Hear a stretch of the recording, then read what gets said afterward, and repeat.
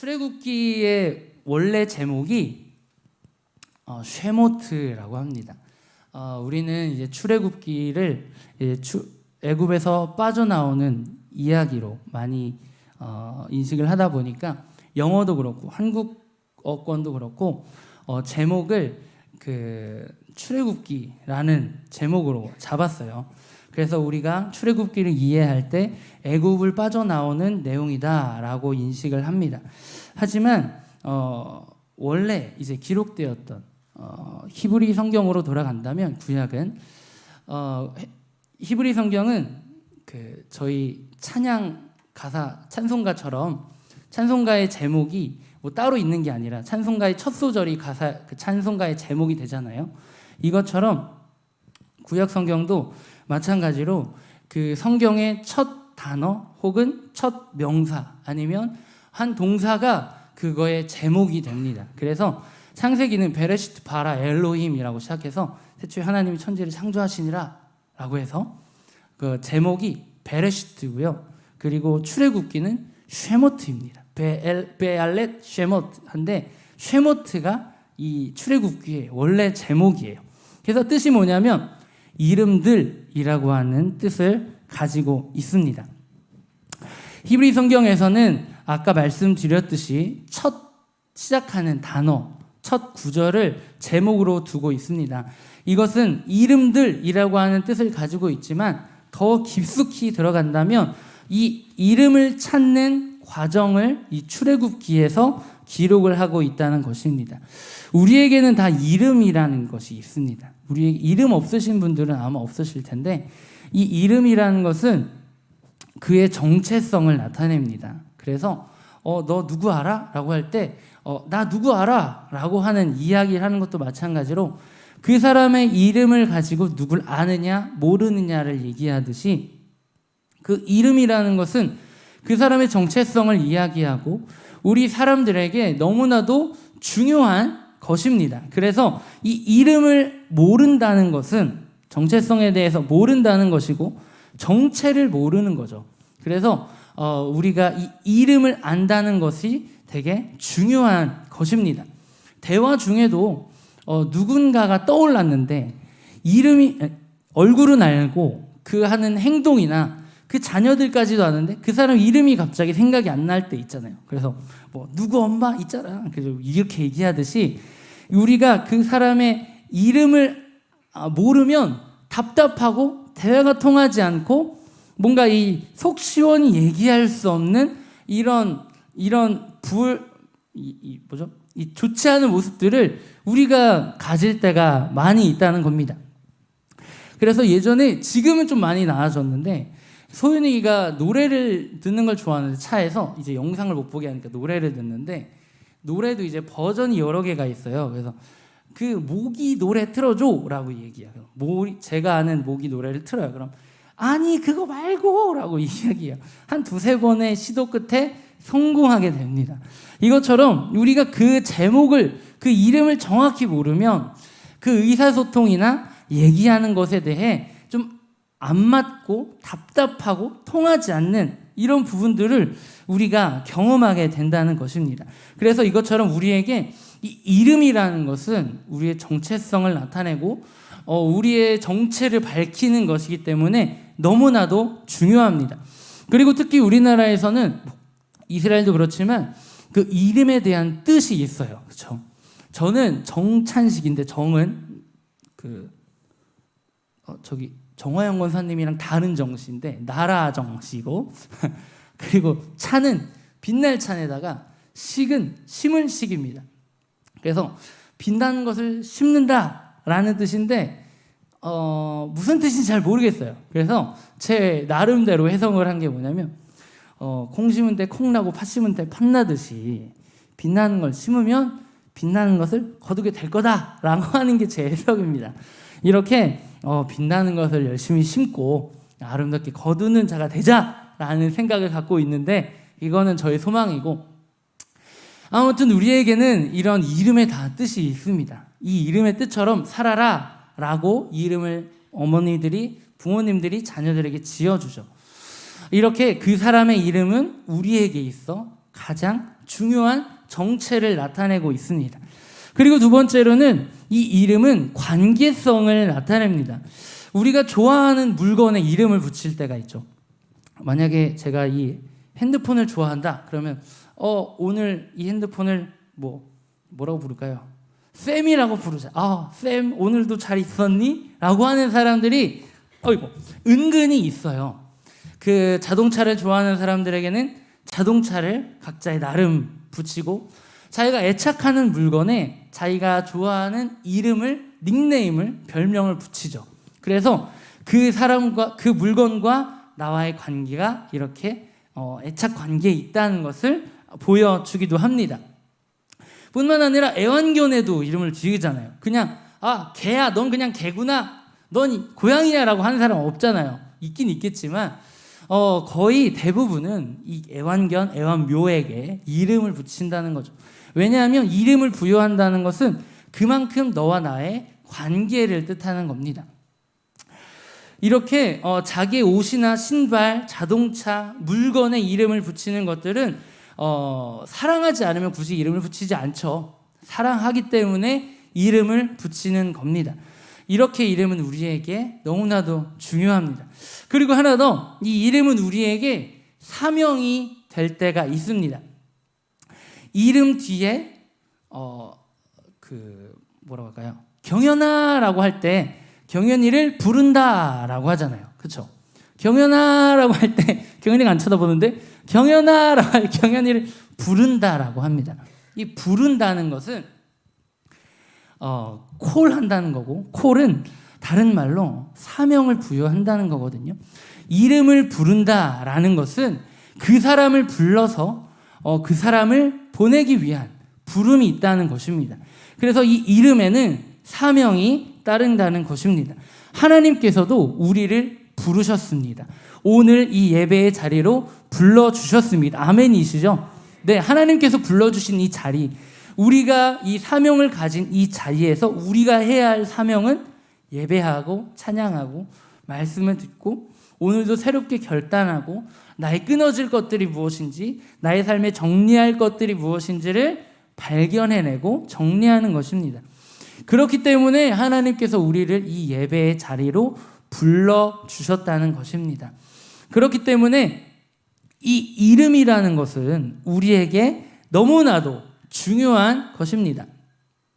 그리고 우리를 왜 부르셨는지, 그리고 어떻게 부르셨는지를 우리가 좀 생각을 해봐야 되는데, 우리의 이름의 뜻도 이렇게 살아라 라고 짓는 것처럼 우리의 이름에도 사명이 있다는 것입니다. 그래서 찾진 않았지만 출애굽기 3장 14절과 15절에서는 뭐라고 이야기하냐면, 모세가 하나님 앞에 나아가서 하나님, 제가 읽어드릴게요. 14절입니다. 하나님이 모세에게 이르시되 나는 스스로 있는 자이니라. 또 이르시되 너는 이스라엘 자손에게 이같이 이르기를 스스로 있는 자가 나를 너희에게 보내셨다 하라 라고 이야기를 합니다. 이 말은 뭐냐면요, 그 전에 모세가 하나님, 내가 이제 백성에게 나아갈 텐데 당신을 뭐라고 소개하면 좋을까요? 라고 이야기했다는 겁니다. 그래서 하나님은 나는 스스로 있는 자다 라고 본인을 소개해 주셨습니다. 그리고 15절에서는 하나님이 또 모세에게 이르시되 너는 이스라엘 자손에게 이같이 이르기를 너희 조상의 하나님 여호와 곧 아브라함의 하나님, 이삭의 하나님, 야곱의 하나님께서 나를 너희에게 보내셨다 하라. 이는 나의 영원한 이름이요 대대로 기억할 나의 칭호다 라고 말씀해 주고 계십니다. 하나님께서는 너희 선조 때부터 아브라함, 이삭, 야곱에게 이르기까지 너희 조상들에게서부터 함께 했던 하나님이다 라고 소개를 하고 계십니다. 이렇게 하나님은 모세에게 자신을 소개해 주시고 드러내 보여주셨습니다. 그리고 이사야 42장 8절 찾아놨을 텐데요. 띄워주시고요. 이사야 42장 8절은 우리 다 같이 읽도록 하겠습니다. 함께 읽겠습니다. 시작. 나는 여호와이니 이는 내 이름이라. 나는 내 영광을 다른 자에게, 내 찬송을 우상에게 주지 아니하리라. 아멘. 이사야에서는 본인 자신의 이름을 아예 소개합니다. 나는 여호와다. 이는 내 이름이다 라고 소개합니다. 제가 이 말씀을 잊을 수가 없는 그 사건이 하나 있는데 뭐냐면 예전에 청년일 때 20대 때 누가 노크를 해요. 그래서 문을 열었더니 그 사람이 이제 교회 다니시냐고 교회 다닙니다. 그래요? 그러더니 당신은 그럼 하나님의 이름을 아시냐라고 이야기를 해요. 하나님의 이름이요? 그냥 하나님 아닌가요? 라고 이야기했어요. 그랬더니 이 말씀들을 대시면서 하나님의 이름 여호와입니다. 이러면서 여호와 증인이 와가지고 얘기를 하더라고요. 이 말을 듣고 되게 충격을 받았어요. 20대 때 그래도 전 신학생인데 하나님의 이름을 몰랐네? 라고 하면서 엄청 큰 충격을 받고 하나님의 이름은 여호와야 라고 하는 큰 인이 저에게 박혀버렸어요. 여기서 말씀드리는 게 뭐냐면 하나님께서는 이사야를 통해서 자신의 이름을 소개합니다. 그리고 나는 내 영광을 다른 자에게 내 찬송을 우상에게 주지 아니하리라 라고 이야기해 주십니다. 그래서 우리 1절을 함께 볼까요? 1절 우리 함께 읽도록 하겠습니다. 넘기면 나올 텐데요. 1절 나와라. 함께 읽겠습니다. 시작. 내가 붙드는 나의 종 내 마음에 기뻐하는 자 곧 내가 택한 사람을 보라. 내가 나의 영을 그에게 주었은즉 그가 이방의 정의를 베풀리라. 아멘. 이 이름을 누구에게 주느냐? 자신의 이름을 누구에게 드러내느냐? 바로 내가 붙드는 나의 종, 내 마음에 기뻐하는 자, 내가 택한 사람들에게 그 마음을 주고 나의 이름을 보여준다, 소개한다 라고 이야기를 하고 있다는 겁니다. 정말로 우리가 하나님이 붙드시는 종이 되고 하나님의 마음에 기뻐하는 자가 되고 하나님께서 택한 사람임을 우리가 다시 한번 기억해야 할 것입니다. 우리는 하나님, 여호와 너무나도 쉽게 부를 수 있는 이름이지만 이 이름을 소개하고 이 이름을 준 자들은 내가 붙드는 나의 종, 내 마음에 기뻐하는 자, 내가 택한 사람에게 주었다는 것입니다. 우리가 정말로 이 여호와 하나님, 나의 하나님의 이름을 부를 수 있을 만한 그런 모습들과 그런 내 자신이 되고 있는지 한번 되돌아 보셨으면 좋겠습니다. 그래서 정말로 내가 그냥 쉽게 부르는 여호와가 아니라 이전에는 부를 수 없었지만 이전에는 없었던 이름이 이제 나에게 주어졌는데 이 이름을 내가 정말로 부를 자격이 있는가? 내가 정말로 내가 하나님의 종이 되었는가? 내가 마음에 기뻐하는 자가 되었는가? 내가 택한 사람, 하나님께서 택하신 자임을 믿는가? 라고 하는 이러한 인식이 우리 이 사순절 기간들을 지나면서 다시 한번 우리들의 마음에 이 믿음의 올바른 기준으로 세워지시는 우리 모든 성도님들이 되셨으면 좋겠습니다. 그리고 요한일서 4장 8절도 우리 함께 읽도록 하겠습니다. 우리 함께 읽겠습니다. 시작. 사랑하지 아니하는 자는 하나님을 알지 못하나니 이는 하나님은 사랑이심이라. 아멘. 요한일서에서도 하나님께서는 나는 사랑이야 라고 소개하고 계십니다. 나를 사랑하지 않는 사람은 나를 모르는 사람이야 라고 이야기를 합니다. 우리 사랑하고 계신가요? 사랑을 우리가 실천해내고 정말로 우리가 이 사랑을 잘 지켜서 이 사랑을 통해 정말로 하나님을 아는 자와 같은 삶의 모습들을 가지는 우리 모든 성도님들이 되셨으면 좋겠습니다. 우리 옆에 계신 분들과 이렇게 인사하겠습니다. 사랑합니다. 네, 감사합니다. 네, 감사해요. 사랑합니다가 되게 어려운 고백이거든요. 근데 잘해주셔서 감사해요. 네, 이왕 하는 김에 한 번 더 할까요? 사랑합니다. 네, 감사합니다. 사랑하지 않는 사람들은 하나님을 알지 못하는 자라고 합니다. 우리 정말로 이 사랑을 이루면서 하나님을 아는 자, 하나님의 이름을 아는 자, 그 이름을 믿는 자가 되시도록 우리 이 사랑을 지켜 나아갔으면 좋겠습니다. 이왕에 나온 김에 이 하나님의 이름에 대해서 잠깐 소개하고자 합니다. 예전에 목사님도 한번 말씀해 주셨는데 하나님의 이름을 히브리어로 뭐라고 표현하냐면요, 단 4글자, 자음도 없어요. 모음만 네 글자인데 저기요 띄워주세요. 이 4글자입니다. 히브리어는요, 저희는 보시기에 여기가 어디죠? 왼쪽에서 오른쪽으로 있잖아요. 근데 히브리어는 오른쪽에서 왼쪽으로 읽습니다. 옛날에는 그랬잖아요. 우리나라도 그렇죠. 그것처럼 여기서 보면 이게 요드 해 바브 해거든요. 이 모음이 네 글자예요. 자음이 없는데 이걸 어떻게 읽냐? 이 유대인들은 어떻게 읽냐? 이걸 아도나이라고 읽어요. 나의 주라고 읽어요. 이름이 이게 발음이 없어요. 원래는 발음이 없는데 그냥 아도나이라고 부릅니다. 그런데 여기에 자음을 붙인 게 야훼가 되고요. 이걸 좀 더 변형시켜진 게 여호와가 되는 겁니다.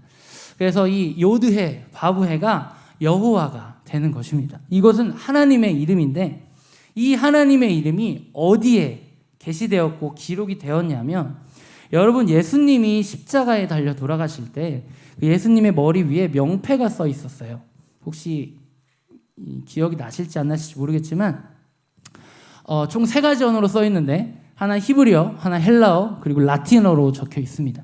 라틴어로 하는 게 제일 유명해요. 그나마 뭐냐면 인리라고 INRI라고 써 있거든요. 모르시는 분들도 많겠지만 보통 이제 예수님의 그 십자가 치면 여기 십자가 위에 명패가 조그맣게 나오는데 여기에 INRI라고 나와요. 이거는 예수 나사렛 렉스가 왕이고요. 그리고 유대인, 그리고 유대인의 왕 나사렛 예수라고 적혀 있는 것입니다. 그 위에는 보이듯이 헬라어로 적혀 있고요. 헬라어도 마찬가지로 예수 호 나사렛 이렇게 적혀 있고요. 그 위에 바로 히브리어가 적혀 있습니다. 이 히브리어는 마찬가지로 이름 뜻은 다 똑같아요. 그런데 총 4가지의 단어 같이 보이는 이 네 가지의 이 군대가 처음 모음을 보시면 아까 제가 보여드렸던 그 야훼 하나님의 저 모음이 보입니다. 보시면 다시 사진을 보여주면 저 사진에 처음에 저쪽이죠. 예수 보이시죠? 요드 해 바브 해 이렇게 나와 있어요. 부쩍 보이시나요? 네. 이것처럼 하나님께서는 예수님의 십자가의 명패 위에 이미 하나님의 이름을 계시하고 계신다는 것입니다. 이거를 그 히브리어에는 그 각 하나의 단어마다 그 단어가 뜻하는 숫자가 있고 단어가 뜻하는 언어가 있어요. 단어가 있는데 그 뭐냐면 요드는 손을 뜻하고요. 그리고 해는 보다, 바브는 못, 그리고 해는 보다를 뜻합니다. 이게 진짜로 이렇게 읽는 걸 이제 파자라고 하는데 파자식으로 해석하면 야훼 하나님은 못에 박힌 손을 보라라는 뜻을 가지고 있는 것이 바로 하나님의 이름입니다. 이 말은 뭐냐면 하나님께서는 예수님의 십자가에 달리시는 그 사건을 통해서 자신을 계시하고 계신다라는 것입니다. 이것을 통해 우리가 다시 한번 이 하나님의 이름, 하나님의 능력의 그 이름을 우리가 다시 한번 기억하셨으면 좋겠고 우리가 쉽게 부르는 야훼, 여호와의 이름이 누군가의 십자가에 손을 박혀 얻게 된 이름이라는 그런 어려운 이름이었고 알지 못했고 발견할 수 없었던 이름이 우리에게 오게 되었다는 것들을 우리가 다시 한번 기억하시는 우리 모두가 되셨으면 좋겠습니다. 자, 지금 아직 본문을 시작하지 않았는데 본문 시작하면 금방 끝날 겁니다. 네, 너무 걱정하지 마시고 자, 이제 우리 본문을 함께 찾아볼까요? 그 쉐모트 출애굽기를 소개하는 이야기가 조금 길었는데 아무튼 오늘 본문 말씀 15절을 보면 이렇게 기록합니다. 우리 함께 읽겠습니다. 시작. 애굽 왕이 히브리 산파 십부라라는 사람과 부하라는 사람에게 말하여 라고 이야기를 합니다. 애굽 왕이 이제 히브리 산파 십부라와 부하를 불러서 명령을 합니다. 보통 성경에서는 많은 사람들에게 이름이 기록되어 있지만 특별히 히브리 산파라고 하면서 십부라와 부하를 이야기하고 있습니다. 굳이 이야기하지 않아도 되는 사람들의 이름이에요. 하지만 이 사람들의 이름이 기록되었다는 것입니다. 성경은 성경 무호설도 있고 오류가 없다라고 이야기할 수도 있겠지만 저는 그런 것보다 성경에 기록된 것에는 다 의미와 뜻이 있다. 괜히 적혀 있는 게 아니다. 라고 하는 것을 말씀드리려고 합니다.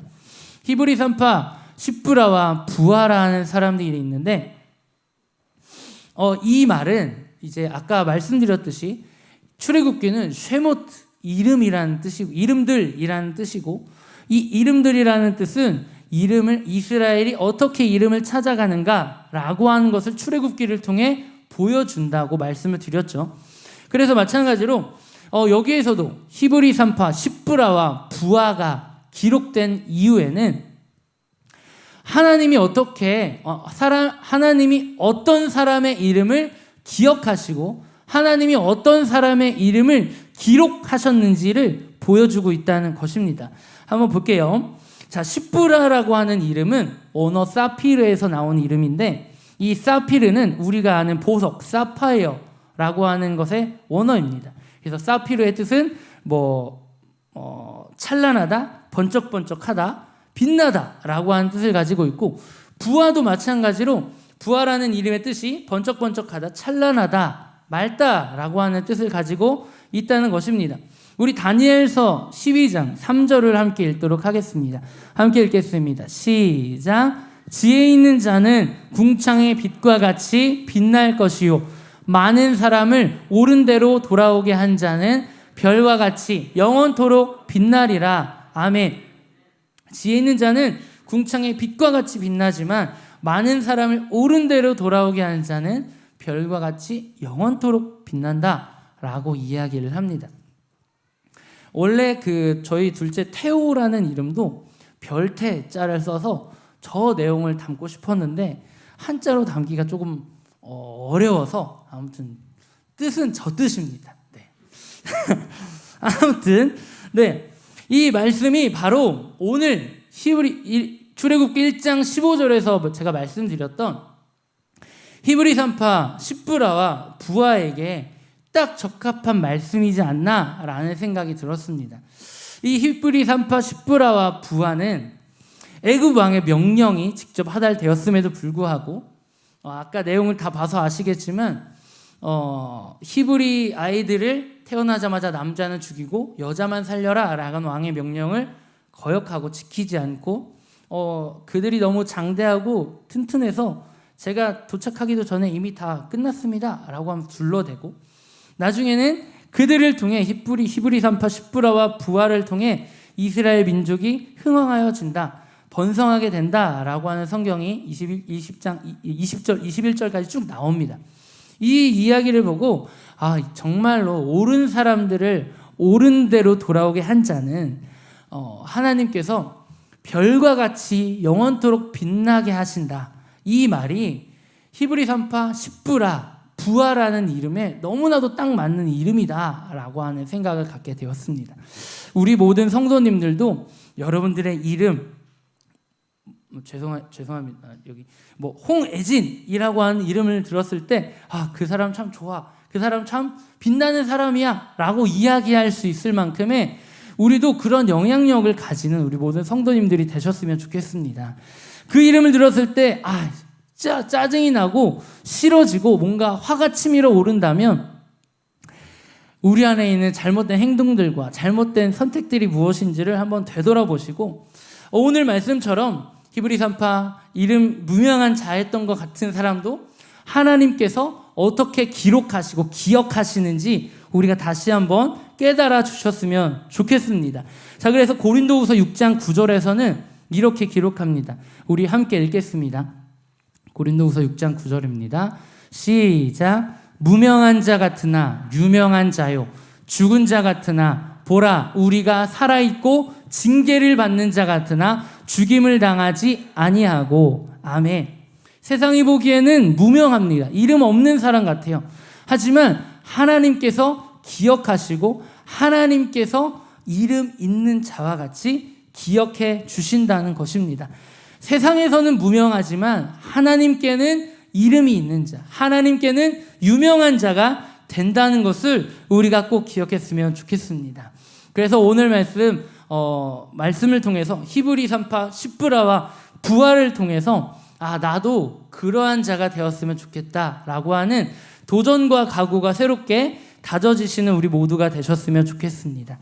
요즘은 잘 하지 않는 찬양이지만 옛날에 세상이 당신을 모른다 하여도 그 이름 하나님이 새겨주셨다라고 하는 이런 내용을 가진 찬양이 있습니다. 이 찬양처럼 세상이 모른다고, 세상이 인정하지 않을지 몰라도 하나님께서 인정하시면 그것으로 감사하고 만족할 수 있는, 기뻐할 수 있는 우리 모든 성도님들이 되셨으면 좋겠습니다. 그래서 하나님이 기억하시는 이름을 가진 자들은 애굽 왕도 두려워했지만 그보다 하나님을 더 두려워했고, 그리고 바로의 명령을 거역해서 처형당할 수도 있는 상황이었지만 그보다 하나님을 더 두려워했습니다. 이것은 어떠한 명령 때문에, 어떠한 환경 때문에가 아니라 그 히브리 산파들의 가치관이었고, 이것은 그 어떤 것보다 창조주신 하나님을 믿는 믿음이 있었기 때문에 가능했던 행동들이라는 것입니다. 우리 안에도 누구의 눈치 때문에, 사람들의 보는 시선 때문에 주눅 들어있는 모습들이 있다면 이 모든 모습들을, 이 시선들을 사람들이 아니라, 세상이 아니라 하나님께 조금 더 올려서 주님만을 바라볼 수 있는 그런 모습들을 가지는 우리 모두가 되셨으면 좋겠습니다. 그리고 애굽 왕이 두려운 이유는 애굽 왕이기 때문에가 아니라 그 왕의 명령을 거역했을 때 받게 되는 피해 때문에 두려운 거잖아요. 그렇기 때문에 그 피해는 죽음으로 이어지게 된다 하더라도 이 산파들은 자기들이 죽을 수도 있겠다라고 하는 것을 알고 있었지만 그럼에도 불구하고 그 일들을 했다는 겁니다. 이것들은 이런 행동들은 정말로 우리 지금 이 세대를 살아가는 우리 모두에게 정말로 필요한 그런 가치관과 그러한 마음들이 아닐까라는 생각을 하게 되었습니다. 우리 모든 과림교회 성도님들도 정말로 그런 마음들을 가지시고 주님 앞에서 아름답게 세워지기 원하는 올바른 가치관과 신앙을 가지는 우리 모든 성도님들이 되셨으면 좋겠습니다. 아까 말씀드렸듯이 제 이름에는 빛나는 것을 심는다라는 뜻인데, 이것처럼 빛나는 열매를 거두는 자가 되기 위해 저는 그 이름의 사명을 감당해내야 할 것입니다. 마찬가지로 여기 있는 모든 분들도 그리스도인이라고 하는 이름을 가진 자들은 예수님을 따라가는 자, 그리스도를 따라가는 자, 그리스도의 발자취를 따르는 자라고 하는 이름의 뜻을 가지고 있는데, 우리가 이 이름만 가진 자가 아니라 이 이름대로 사는 사람, 이 이름대로 이름의 사명을 온전히 이루어내는 우리 모든 성도님들이 되셔서 정말로 이름만, 명목상만이 아니라 정말로 진실함으로 우리들의 삶을 드리고 그렇게 행동에 나아갈 수 있는 우리 모든 성도님들이 되셨으면 좋겠습니다. 자, 우리 18절에서 19절까지도 함께 읽어보도록 하겠습니다. 출애굽기 1장 18절에서 19절입니다. 시작. 애굽 왕이 산파를 불러 그들에게 이르되 너희가 어찌하여 이같이 남자아기들을 살렸느냐? 산파가 바로에게 대답하되 히브리 여인은 애굽 여인과 같지 아니하고 건장하여 산파가 그들에게 이르기 전에 해산하였더이다 하매. 아멘. 히브리 남자 아기들은 살렸다는 것이 발각되었고 그 산파들은 다른 말들로 둘러댔습니다. 왕의 명령을 어겼기 때문에 언제든지 처형당해도 이상하지 않은 분위기였지만 그럼에도 불구하고 그들은 이 일들을 감행해 나아갔습니다. 우리 20절과 21절도 이어서 읽도록 하겠습니다. 시작. 하나님이 그 산파들에게 은혜를 베푸시니, 여기까지만 읽을게요. 자, 여기 보면 하나님이 산파들에게 은혜를 베푸셨다라고 이야기를 합니다. 죽게 되고 이제 우리는 죽었다, 이제 나는 죽었다, 나의 왕의 명령을 거역했으니 이제 나의 인생은 끝났다 라고 할 수 있겠지만 하나님께서는 그들에게 은혜를 베푸셨다라고 이야기를 합니다. 하나님께 목숨을 걸고 하나님을 기쁘시게 하는 자들은 하나님이 책임져 주시고 하나님이 은혜를 베풀어 주신다는 것입니다. 이렇게 우리도 정말로 하나님께 은혜를 입을 수 있는 자와 같이 그 주님을 향한 중심이 하나님을 기쁘시게 하는 행동이 우리들 모두들에게도 있었으면 좋겠습니다. 그래서 이 산파들은 어떻게 되었냐? 우리 21절로 넘어갈게요. 21절 함께 읽습니다. 시작. 그 산파들은 하나님을 경외하였으므로 하나님이 그들의 집안을 흥왕하게 하신지라. 아멘. 이 산파들은 하나님의 은혜를 입고 죽지 않고 하나님을 경외하였으므로 얻게 되는 복이 뭐였냐면 그들의 집안이 흥왕하게 되었다라고 하는 복을 얻게 되었습니다. 하나님이 기뻐하시는 일들을 하는 사람은 하나님이 책임져 주십니다. 하나님이 은혜를 베풀어 주십니다. 죽을 만한 고비와 죽을 수밖에 없는 상황에서도 불구하고 하나님께서는 그들을 구하여 주시고 죽을 수밖에 없던 인생에서 이제는 집안이 흥왕하게 되는 그런 복을 오히려 주신다는 것입니다. 우리 모두도, 우리 과림교회 모든 성도님도 이 집안이 흥왕하게 되는 복이 있었으면 좋겠습니다. 우리 옆에 계신 분들과 이렇게 인사하겠습니다. 우리 집안을 흥왕하게 합시다. 시작. 네. 집안을 흥왕하게 할 수 있는 유일한 길은 하나님의 은혜를 입는 것이고, 하나님의 은혜를 입는 길은 하나님을 기쁘시게 하는 그런 이름대로 살아가는 인생이 되어야 한다는 것입니다.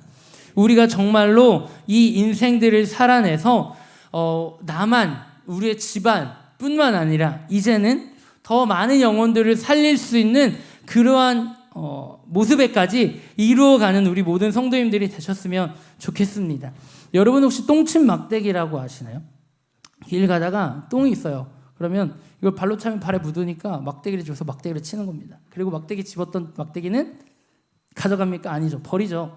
마찬가지로 하나님께서는 이 똥침 막대기처럼 우리를 한번 갖다가 쓰시고 버리시는 분들이 아니냐는 거죠. 하나님께서는 우리를 갖다 쓰셨으면 끝까지 책임져 주신다는 겁니다. 그 하나님께서 선한 목자가 되시고, 선한 목자에게는 지팡이와 막대기가 있어요. 막대기는 지팡이는 잘 인도하는 거고 막대기는 때려서 져서 가지 못하게 막는 거거든요. 이것처럼 이 지팡이와 막대기처럼 우리를 한 번 쓰고 갖다 버리는 것이 아니라 우리를 가장 귀하게, 가장 값지게, 그리고 아름답게 만들어 주시고 아름답게 사용해 주신다는 겁니다. 그렇게 되기 위해 우리가 정말로 하나님께 아름답게 쓰임받기 위해 아름답게 준비되고 예비되는 자가 되어야 할 것입니다.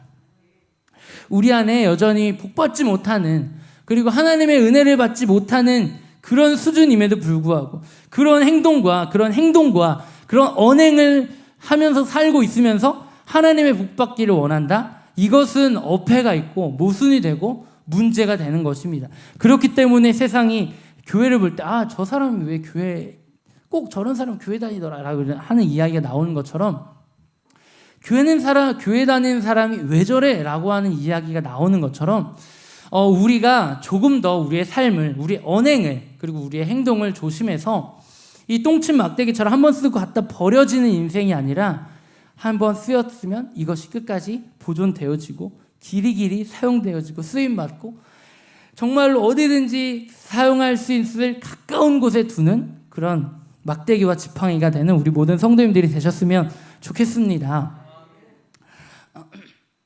그래서 하나님을 섬기는 가정, 우리가 하나님을 섬겼더니 이렇게 복을 받았다라고 하는 간증거리가 많은 가정들이 되셨으면 좋겠습니다.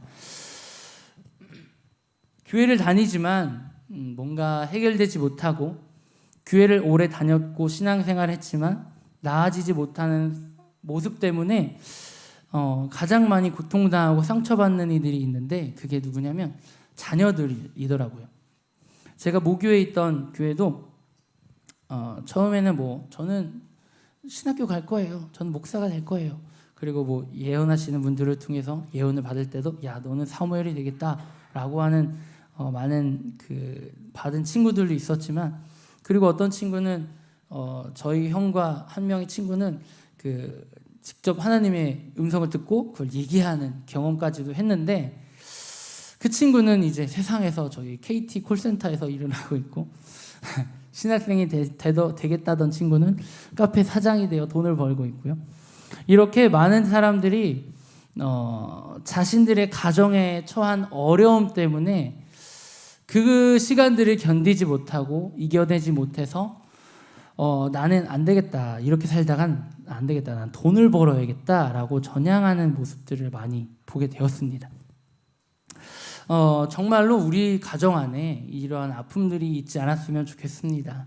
우리의 자녀들이, 우리의 자손들이, 우리의 후손들이 우리 아버지가 믿는, 우리 어머니가 믿는, 우리 할머니가 믿는 그 믿음을 가지고 아름답게 신앙생활하고 성장해서 그 디모데처럼, 그 유니게, 외조모 유니게와 로이스처럼 그들의 신앙을 본받았던 그 디모데처럼 우리 자녀들에게도 그 부모님, 할머니, 할아버지의 신앙이 그대로 계승되어지고 이어져 가는 우리 과림교회가 되었으면 좋겠습니다.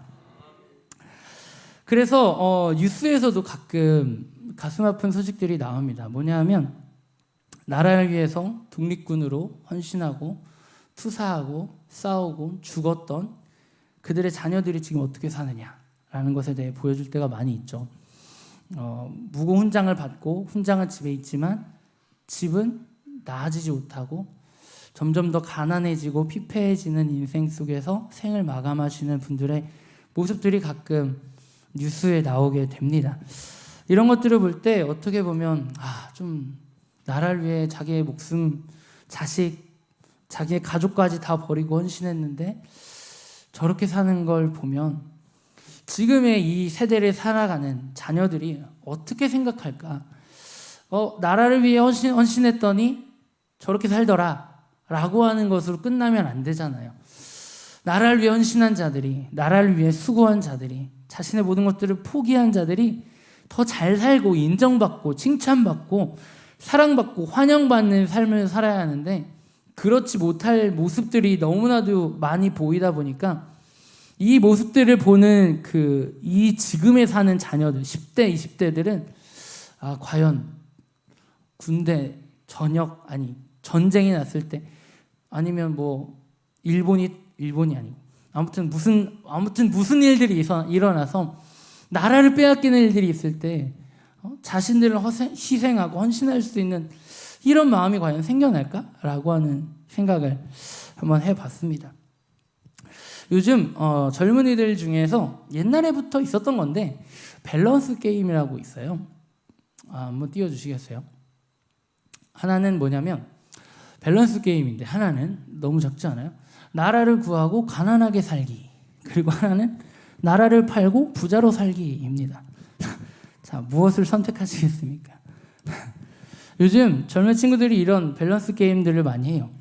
이걸 택해도 뭔가 찜찜하고 저걸 택해도 뭔가 찜찜한 두 개 중에 하나를 고르라고 하는 이런 밸런스 게임들을 많이 합니다. 요즘 10대들에게 과연 이런 밸런스 게임들을 정해봐 라고 할 때 무엇을 정할까요?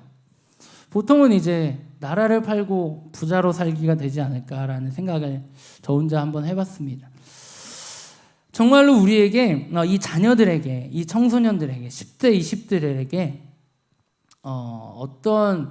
우리가 어떠한 모습들을 비추어줘야 할까? 이 예수님을 믿고 교회를 다니고 오래 신앙생활을 했지만 우리의 신앙은 깊어지고 우리의 영성은 깊어지고 우리가 하나님과의 관계는 좋아지고 있는데 과연 우리 자녀들의 관계는 어떠할까? 나의 모습들이 나의 자녀들에게 투영되어 그것이 이제 그들이 믿게 될 하나님의 모습이 될 텐데 내가 정말로 그 자녀들에게 올바른 신앙을 가르치고 하나님을 섬기는 자, 하나님께 자기 목숨까지 바치 왕의 명령을 어기기까지 헌신했던 그런 십부라와 부하와 같은 자의 모습이 되어야 하는데, 그래서 하나님께서 주신 은혜를 받고 집안이 흥황하게 되는 복을 받아야 되는데 우리가 잘못된 모습, 잘못된 신앙관, 그리고 잘못된 신앙관으로 인해서 나의 자녀들에게 좋은 모습을 보여주지 못하고 있지는 않은지 한번 되돌아보면 좋겠다라는 생각을 하게 되었습니다. 이런 생각을 왜 하게 되었냐면 요즘 10대, 20대들은 유튜브를 진짜 많이 봐요. 이제 어르신분들도 많이 보시겠지만 이제 그 젊은 친구들은 보는 것에서 뛰어넘어서 이제는 자신이 방송을 직접 합니다. 개인 방송을 하고 그것으로 이제 얻어지는 도네이션 그 기부죠. 이제 뭐 돈을 쏴줘서 자신들이 그걸로 이제 수익을 얻게 되는 것을 너무나도 이제 당연하게 여겨요. 이제는 무언가를 수고하고 얻어지는 것보다는 이 방송 하나면 뭐 몇백만 원을 벌기도 하고 몇천만 원을 벌기도 하고 너무나도 많은 수익을 쉽게 벌 수 있다는 것 때문에 유튜브를 많이 택합니다. 그렇기 때문에 이 돈 많이 벌면 좋지. 예전에도 있었지만 야, 너 돈 벌어서 뭐 할래? 라고 이야기하면 돈 많이 벌어서 저 좋은 집 살 거예요. 많이 좋은 거 제가 하고 싶은 거 할 거예요. 제가 좋은 옷 입을 거예요. 라고 해서 끝날 때가 너무나도 많아요. 그런데 이 그리스도인들 그리고 신앙을 사는 우리에게 정말로 필요한 가치관이 무엇일까? 돈을 벌어서 어디다 쓸 것이냐? 돈을 왜 벌 것이냐? 라고 하는 것에까지 가야 한다고 생각합니다. 막연하게 하나님의 나라를 위해서 써야지, 하나님의 나라를 위한 가치관을 가지고 우리가 돈을 벌어야지 라고 이야기를 하지만 정말로 우리 다음 세대들에게 어떠한 기준과 가치관으로 그 이름을, 하나님의 이름을 드러내게 하고 살 것인가를 우리 한번 잘 고민해 봤으면 좋겠습니다. 얼마 전에 그 태준이라고 얘기하면 안 되는데 태준이랑도 얘기했는데 야, 땅이 있고 건물이 있고 아파트가 있어도 스트레스 많이 받지 않냐? 엄청 많아요. 세금도 엄청 많이 내요. 라고 얘기합니다. 젊은 친구들은 돈이 많으면, 건물이 많으면, 땅이 많으면 난 됐어, 성공했어 라고 생각할 수 있지만 경험자의 이야기를 들어봤더니 꼭 좋은 것만은 아니더라고요. 그것처럼 많은 이 10대, 20대의 친구들에게 우리가 이 올바른 신앙관을 가지고 정말로 하나님을 믿었더니, 하나님을 섬겼더니 이렇게 은혜를 받았어 라고 하는 간증이 우리 가정 가운데 우리 어르신들, 우리 자녀들 가진 모든 분들에게 경험되어지고 체험되시는 우리 모두가 되셨으면 좋겠어요. 그래서 내가 경험한 하나님, 내가 체험한 하나님, 내가 이렇게 경험했고 내가 이렇게 헌신했더니 하나님이 이렇게 복 주시더라, 너도 해봐 라고 하는 경험들을 우리 자녀들에게, 우리 후손들에게 남겨줄 수 있었으면 좋겠습니다. 오늘 말씀처럼 이 산파들처럼 하나님을 경외하고 충성하고 섬기며 은혜를 주신다, 책임져 주신다, 집안을 흥왕하게 해 주신다, 하나님을 잘 섬겼더니 이렇게 되었다라는 그런 본이 되지는 우리 모든 성도님들이 되셨으면 좋겠습니다. 이것은 비단 돈을 많이 벌고 세상에서 인정하시는 것들을 이야기하는 것만이 아닙니다. 물론 그것도 좋겠지만 하나님이 인정하시고 그리고 뭐 세상에서도 많이 돈 벌면 좋겠지만 이 모든 것을 포괄해서 이 다음 세대들에게 정말로 그 진심이 담아졌으면 좋겠습니다. 그래서 열심히 번 돈도, 내게 주신 재능도 나를 위해서가 아니라 이 산파들처럼, 산파라고 하는 이미 이 직업 자체가 해야 하는 일들이 있습니다. 그것은 바로 자식을 받는 것이고 그 출산을 돕는 거잖아요. 마찬가지로 우리에게 각자 해야 할 사명이 있고 해야 할 일들이 있고 직업이 있듯이 이 모든 직업 가운데서 우리가 하나님께 어떻게 영광을 돌렸다, 나는 뭐 전도사로 이렇게 살았다, 나는 뭐 생수 배달을 하며 이렇게 보냈다, 나는 전구를 갈면서 이렇게 하나님께 영광을 돌렸다 라고 하는 실제적인 하나님께 영광 돌린 그런 사례들이 우리의 삶 가운데 많이 차곡차곡 채워졌으면 좋겠어요. 꼭 돈을 많이 벌고 건물이 지어지고 땅을 많이 사야만 성공이 아니라 내가 맡겨진 자리, 내가 하고 있는 직업, 내가 살고 있는 이 환경에서 어떻게 살아야 하는지를 직접 보여줄 수 있고 본이 되어줄 수 있는 우리 모든 성도님들이 되셔서 그들이 어떤 직업을 갖더라도 흔들리지 않고 포기하지 않고 낭망하지 않을 수 있었으면 좋겠습니다. 우리나라는 점점 이 직업이 점점 이렇게 모여지고 있어요. 그게 뭐냐면 이제 공무원, 예전에는 뭐 떡볶이집도 있었는데 떡볶이집 많이 사라졌고, 이제 공무원과 치킨집으로 이제 좀 더 다른 것들 많이 생겨나고 있긴 하지만, 우리의 직업들이 이렇게 돈 잘 버는 직업들로 모아지고 있단 말이죠. 우리나라가 이 돈에 너무 노예가 되어서 돈 잘 버는 것에 너무 집중되어서 우리들의 직업도, 우리 삶의 목적도 다 돈으로 향하고 있는 것은 아닌지, 이 모든 분위기를 만든 것은 자녀들인지 우리인지 한번 되돌아봤으면 좋겠습니다. 우리가 돈을 잘 버는 것도 좋고 성공하는 것도 좋고 세상에 유명한 자가 되는 것도 너무나도 좋겠지만, 더 좋은 것은 오늘 말씀처럼 하나님이 기뻐하시는 삶을 살아내는 십부라와 부와 같이 히브리 3파였지만 그들은 자신들의 할 일들을 온전히 행하였고, 그 할 수 있는 일 통해서 하나님께 영광을 돌렸고, 그 할 수 있는 직업들 안에서 정말로 주님을 기쁘시게 하는 삶을 살아냈다는 것입니다. 이 중심을 우리 자녀들에게 잘 전달해 주시고, 이 자녀들에게 이 올바른 신앙관을 잘 세워갈 수 있는 우리 부모님들이 되셨으면 좋겠습니다. 그래서 20절을 다시 한번 찾아볼까요? 우리 20절 보면 베푸시니, 다음부터 읽겠습니다. 그 백성은부터 읽겠습니다. 시작. 그 백성은 번성하고 매우 강해지니라. 아멘. 히브리 3파들이 히브리 자녀들을 살렸고, 그들을 숨겨주었고, 그들을 감춰주고, 그들의 생명을 구원해내었더니 어떤 일이 벌어졌냐면, 그 백성은 번성하고 매우 강해졌다라고 이야기를 합니다. 하나님을 향한 가치관, 하나님을 향한 중심, 올바른 믿음 안에서 행하였던 그 행동들을 통하여 그 3파들이 영혼을 살렸고 생명을 살렸고, 이제는 그 백성과 그 민족을 살리는 자들이 되었다는 것입니다. 우리가 가진 직업, 우리가 해야 할 일들을 가끔 하지 않을 때가 있습니다. 그 3파들은 그 새로운 생명을 받고 그 부모님에게 넘겨주어야 하는 것들이 그들의 사명인데, 만일 그들의 사명을 애굽의 왕의 말 그대로, 일종의 순종이죠. 그것도 왕의 명령대로 순종했을 때, 그 영혼들을 죽이고 생명을 죽였을 때 이스라엘 민족과 하나님의 계획대로 모두 파괴가 되는 것입니다. 이렇게 자신들의 가진 직업, 자신들이 가진 이름, 그 모든 것들을 잘 지켜나아가고 해야 할 일, 그 사명들을 해 나아갔을 때 그 백성이 살고 매우 강해지고 이스라엘이라는 민족이 오늘날에까지 있게 되었다는 것입니다. 그 십부라와 부하라는 사람들은 큰 위대한 일을 하는 사람이 아니었습니다.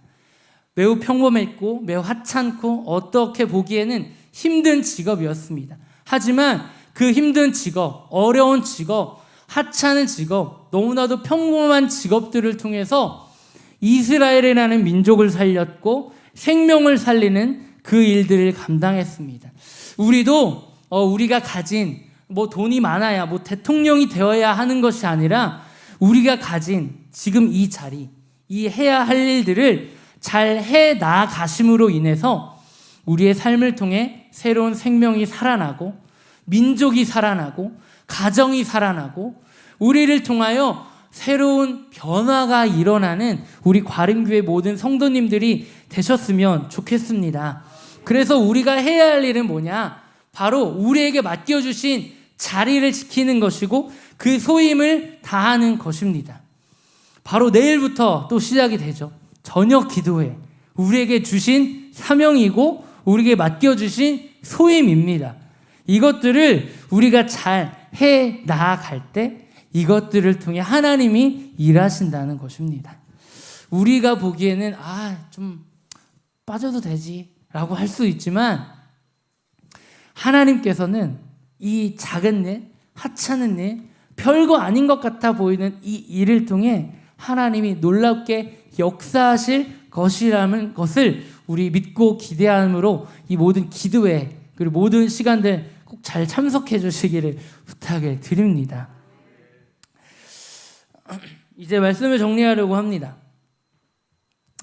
세상을 속하여서 생명을 죽이는 자들이 아니라 생명을 살리는 일, 영혼을 살리는 일들을 감당해내는 우리 교회가 되었으면 좋겠습니다. 그렇게 되기 위해 우리들의 신앙관, 가치관, 그리고 우리가 가지고 있는 물질관, 직업관, 우리가 가지고 있는 모든 사상과 관념들이 새롭게 바뀌어져야 할 필요가 있습니다. 우리는 하나님께 속한 자이고 하나님께서 지으신 자입니다.